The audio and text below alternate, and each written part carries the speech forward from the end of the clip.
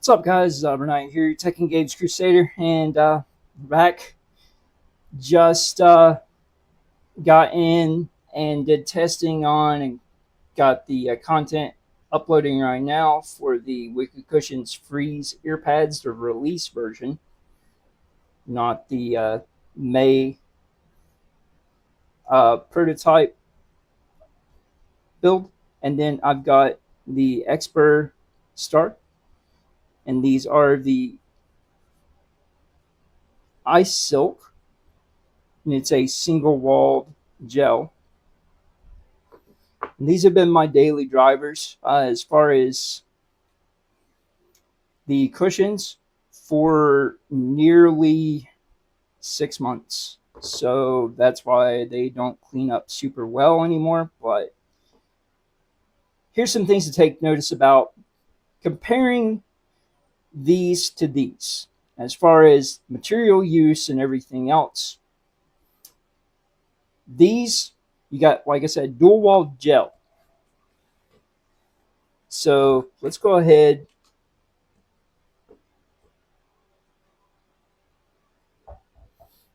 As a set, we got, let's change it here, 104 grams for a pair of head pad or ear cushions. 112. So 8 grams difference between the gel cushions. So let's go compare the weights here. For the stock, we got 66 grams. We got the Wicked Cushions pads for 80 grams. So that gives us another, we have 14 grams difference, heavier. Headset itself with no pads, 284 grams with no pads. So that's your base weight for the headset. And then your comfort,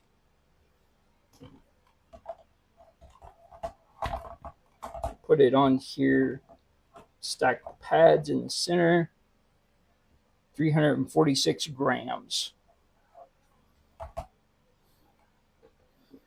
versus 352 grams.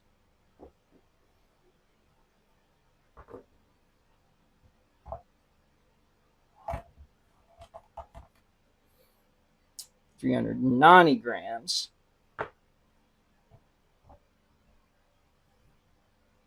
And 396 grams. So now that we've gone through that, the other part is, for me personally, I can't use this material very long because of irritation of the sport mesh here. As soon as they start to warm up, it's over for me. That gives me about 25 minutes. And that's if I put these in the freezer first before I put them on the headset. It is not cool. It is not dry. I am not in a place that has lack of humidity to get away with using mesh, sport mesh. So these, for me personally, are hard to objectify. These, it's great that they have more ear room. There's a lot more depth, so my larger ears aren't touching the drivers on the front or back.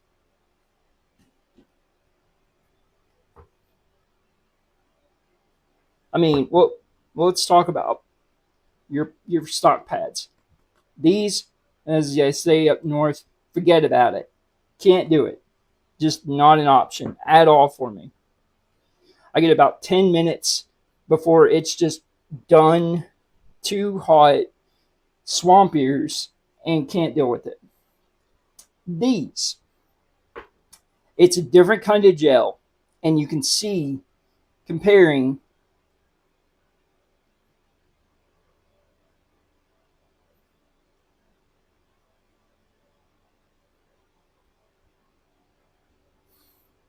All right, so we got our seams. If you look at the side view of it, you can see the gel amount that sticks up on this, and it doesn't bevel out over the edge of the pad itself for the pleather. For some people, this is good. For me, I can't deal with it. So the design difference,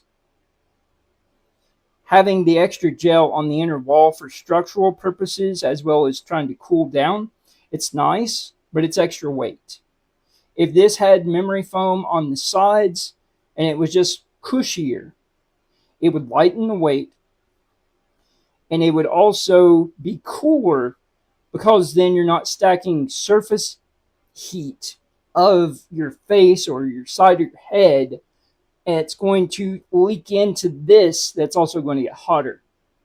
Or vice versa, this heat is going to protrude into this heat. So either way, you're still going to get swamp ears, but if you use it properly and you don't just try and think, oh, it's not going to happen at all, then it's a different story. This xberstar, this is $15, I think, is the going price for on Amazon. These are $27 on Amazon, and these are also $27. These have buy one, get one 15% off, or if you buy more than one product from Wicked Cushions, get 15% off coupon. So, things to keep in mind if you want a value proposition to optimize your spending for your upgrades and what's going to be a good upgrade. So, I have large ears, like no joke, large ears. I've already covered this before.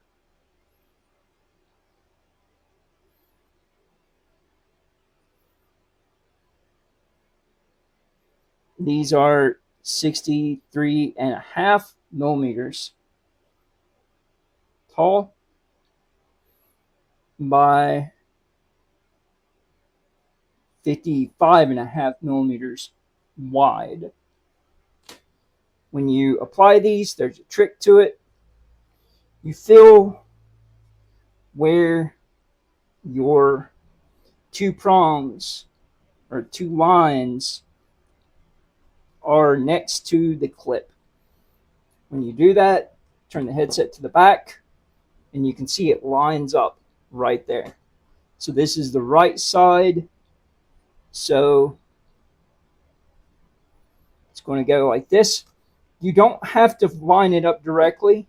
If you want, you can just get it on there even and spin it till it locks into place, because you'll feel it stop when you have it even down. Then you just apply pressure, it's on.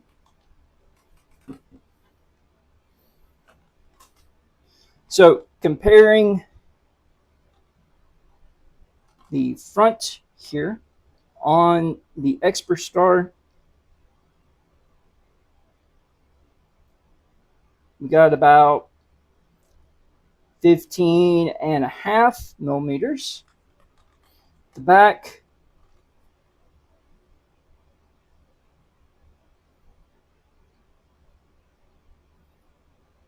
trying to get to the very back and not get to the edge of the driver, but to where the pad is.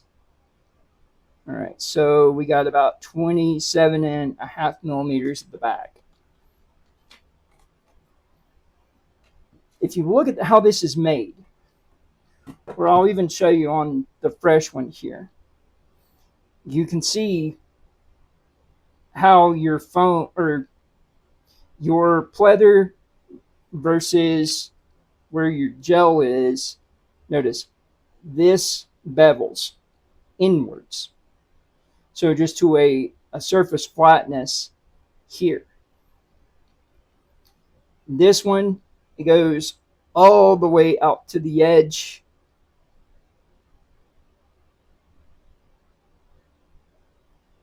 and you can have a good amount of surface area for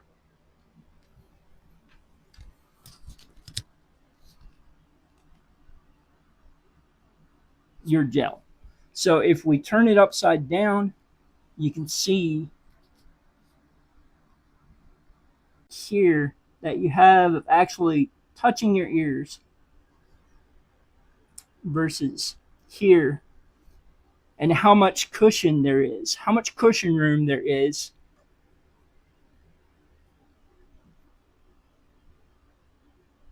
of the sport mesh.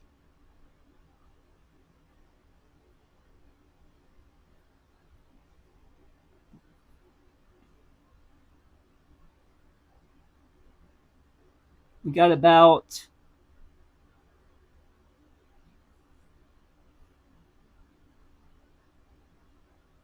2.5 millimeters of surface for your sport mesh.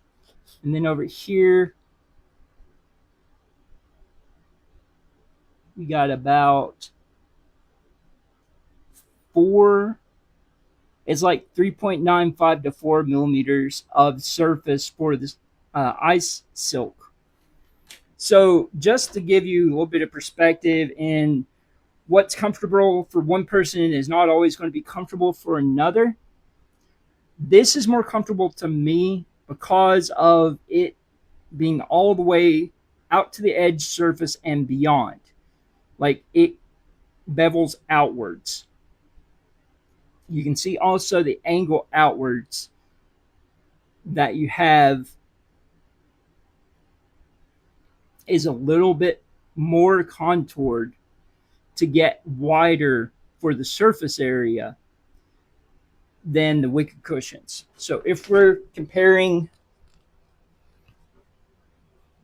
let's go surface area completely.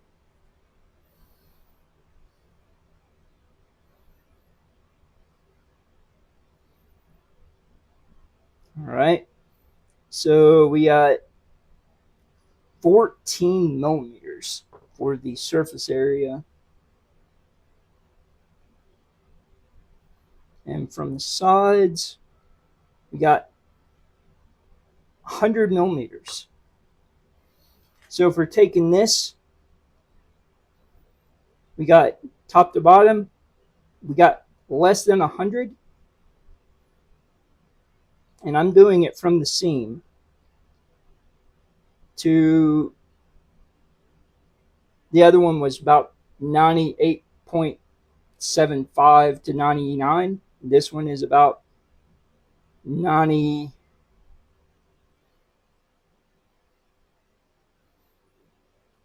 Let's line the seam up again. About 98.5 wide. So yeah, that's something to just keep in mind. If you have larger ears, you have a larger head, don't buy this headset to start with, just because it's not going to be a good experience for you. I broke 7 of these that were production retail units, and I broke 4 of them that were pre-production units, and Sony did nothing but just replace it for me. So it's like not listening to any of the changes that I was suggesting or anything. Materials on this should have been resin, not this ABS cheap plastic paneling for the appearance purposes and giving style. This is a more style than function design of the headset, whereas the performance of the headset is impacted by, well, for one, this cannot go as far of distance as a typical 2.4 gigahertz wireless signal.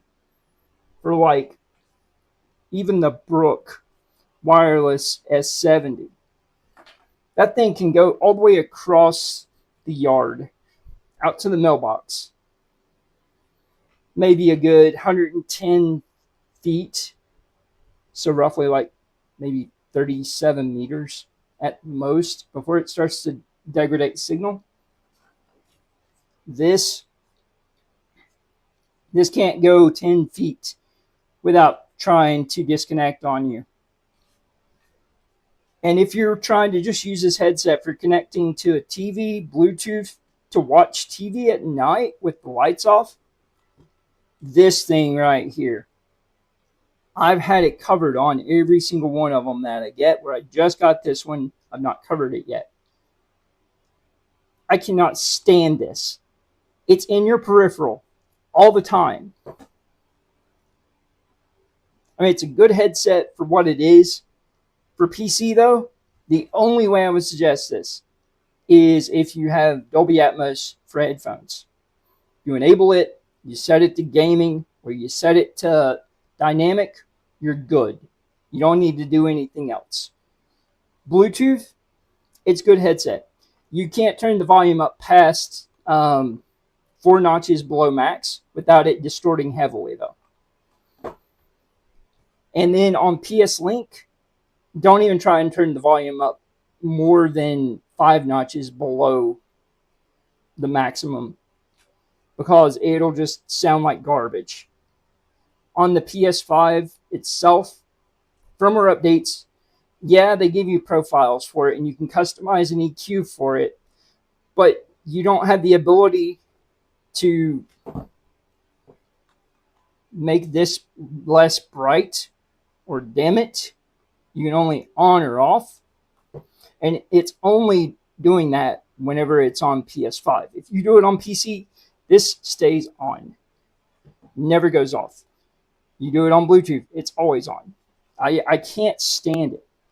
I mean, for the value of $150 for the headset, this is $25 that you're paying for. Yeah, it has other uses, but outside the PS Portal and this headset or the Explorers, Sony has yet to show any reason why they can't integrate this into a motherboard on the PS5 Pro or on their new Slims or anything else. If this technology is sticking around and it's not integrated into the board for the next PlayStation console, Sony, you're stupid. You're flat out idiots.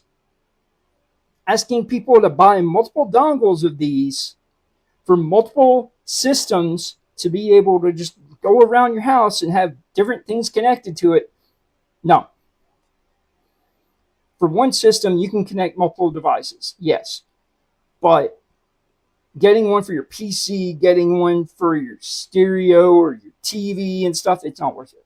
It's not worth it. The latency on it is comparable to 2.4 gigahertz. It's slightly lower, but just for a little bit better latency, it doesn't make sense to have it tied to a couple of products.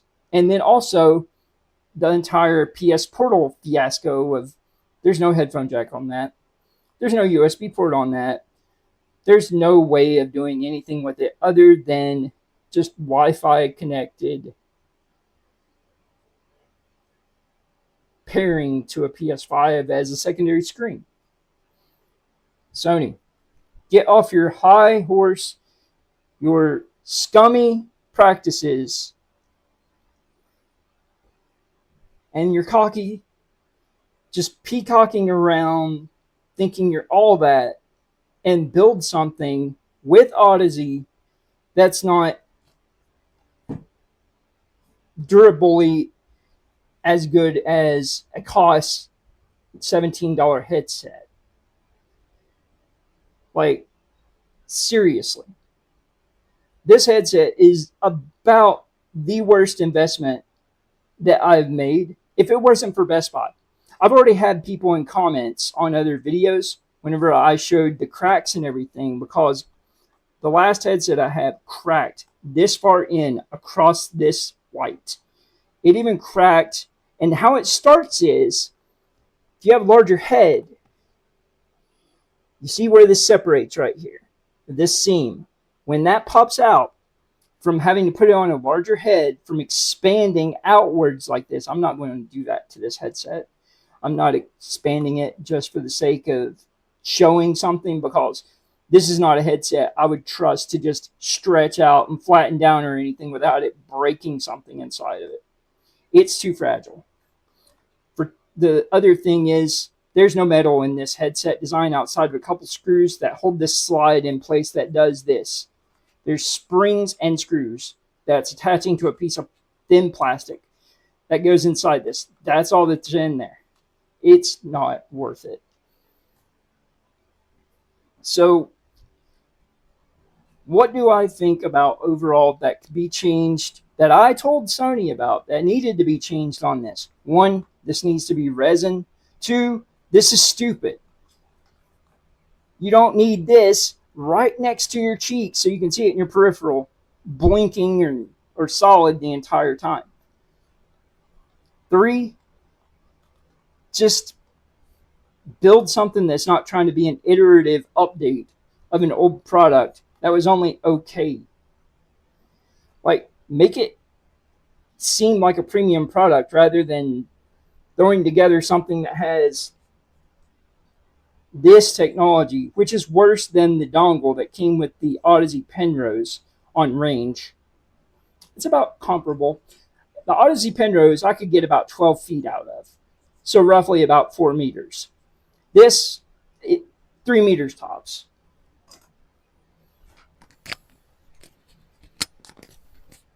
All right. The other thing is,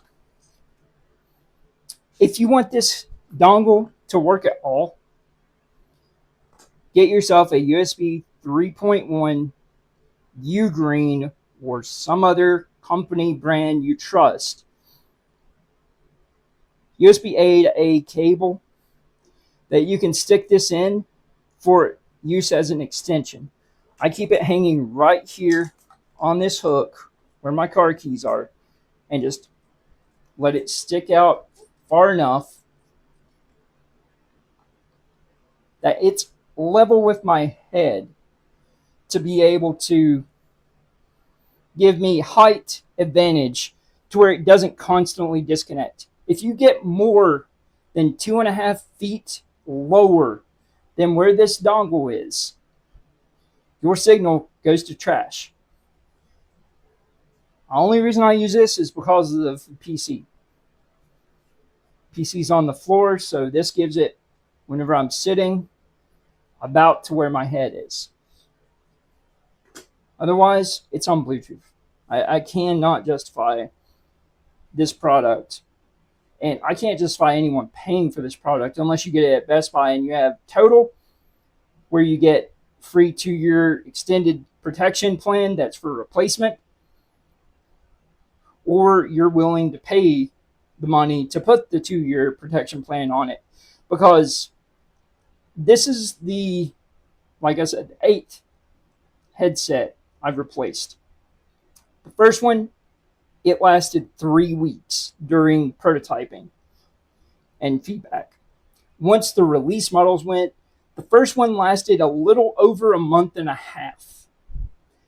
The second one lasted less than 2 weeks. Third one lasted less than 2 weeks. Fourth one lasted just over 20 days. The next one, just about a month. The next one, a little over a month. And this one, we'll see. I don't even know if that was 7 or if that was 8 or not. But I don't want to speak too much about things that I did during testing because some of it's still under NDA. And the only things I will speak about is the same things I've experienced in the release models. The actual production units, things I experienced, same as what I experienced during testing. Everything else, that's between me and Sony and their marketing manager who doesn't want to acknowledge emails that are sent about issues with full schematics of things that occurred, time frames, logs, and everything else. So, and that's not even my main job. I do all of this stuff, testing products, environmental testing, and everything else to see how durable and things wear and stuff. no charge. I don't do monetization. I don't do this to make money. I do this to get the information out there so people understand and have a true informed buying decision more than just, oh, it's comfy. Oh, it's, fit my head. And that's one person. I mean, it doesn't matter if it doesn't personally work for you.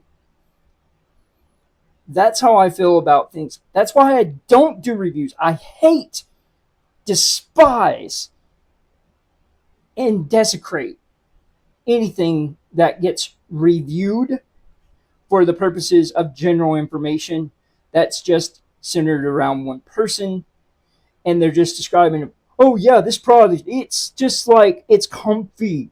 Yeah. Oh wow, look at this opening size. Or, hey, it moves. Wow, it's a cool looking design. Cool is a personal preference. It's also an adjective. It's not something of fact. To some people, this is not cool. This is dumb looking. And when you wear it, it looks phallic. It looks and makes your head look like you have a phallic head. It's stupid. If it's true cocky Sony.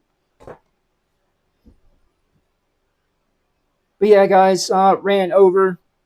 If you have questions, comments, or anything about this product, I'll continue answering questions about it. But this has been comparison. This has been my honest feelings about this product. And this has been just showing you all what to watch out for. And the best way, if you decide, and you're a Sony fanboy, you want to get things like this, don't get them directly from Sony. You're going to have to go through so much red tape and nightmarish wait times to get queued stuff repaired, replaced, and it's not always going to be free.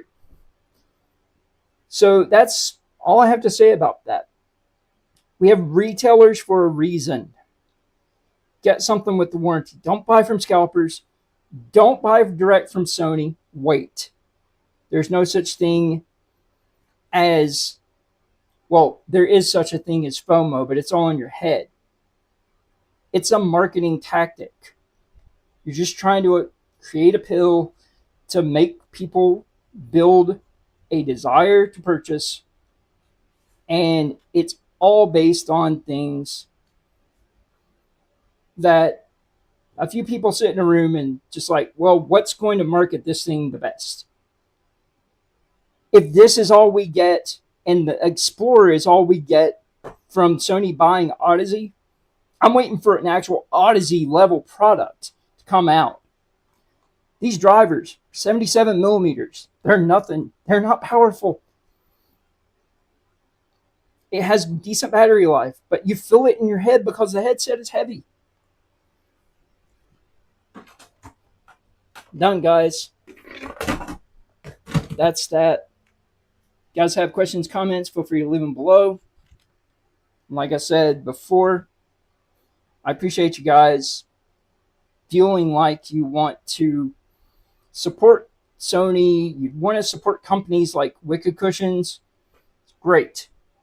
Do what you want. Make an informed buying decision when you do it. Don't have buyer's remorse and buyer's regret based on a couple of reviews.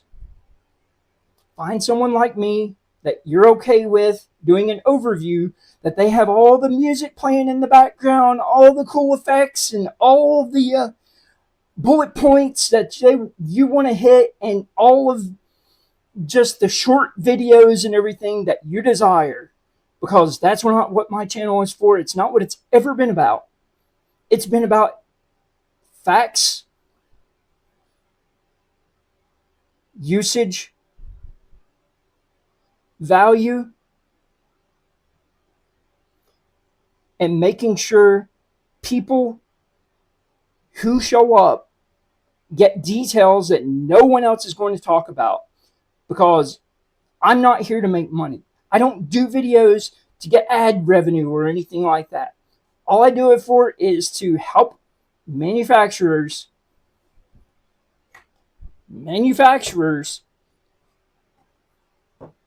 improve products to have better results for consumer purchases. That's it. I could care about anything less. I don't have the bandwidth. I don't have the time to try and dedicate just to, let's risk my health today to create 14 videos like I did back in 2018. Can't do that. I like knocking out content multiple at a time, just whenever I can, and I feel well enough to, but everything else, you'll see it whenever you see it, and I've justified that it's worth making content about. Because if I deem it just, okay, this is something that's cheap and or it's not a good value, I'm not making content on it. Like Ally X, OLED. You got content on this. It's just, that is what it is. So yeah, that's about all you get out of me, is just making sure if something I feel is going to be popular, there's valid information out there about it, more than just, oh yeah, it's comfy. Well, it's soft. Wow, it fits my head. That is what it is. That's what the internet is. That's what most of YouTube and social media and content creation is. It's just people stating their opinions on things. The R&D that went into making this headset, and the money, $9 million Sony paid for Odyssey. I want a good product. I don't want more crap like this. I would gladly pay $250. That's $50 cheaper than the Odyssey Maxwell to get a good PlayStation branded headset that has performance, that has range for wireless, decent battery life, sensible design. That's a big thing. This has no sense in being this dumb. But yeah, guys, it's all right. Here. Thanks for watching. We'll see you later.